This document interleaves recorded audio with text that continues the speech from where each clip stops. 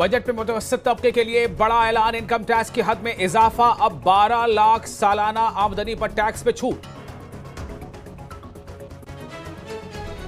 किसानों, स्टार्टअप कारोबारियों के लिए भी बजट में बहुत कुछ। किसान क्रेडिट की हद 3 से बढ़ाकर 5 लाख की गई। एमएसई के लिए एमएसएमई के लिए लोन गारंटी कवर को भी बढ़ाया गया। जम्मू कश्मीर के बजट में की गई कटौती, 41,000 करोड़ रुपए। जम्मू कश्मीर को मुख्तस लद्दाख के बजट में भी की गई तखफीफ।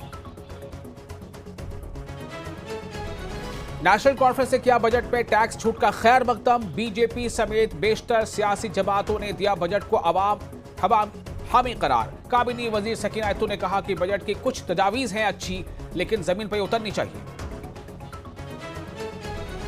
इनकम टैक्स की हद में इजाफे का असर शेयर बाजार पर। सेंसेक्स और निफ्टी में दर्ज की गई गिरावट।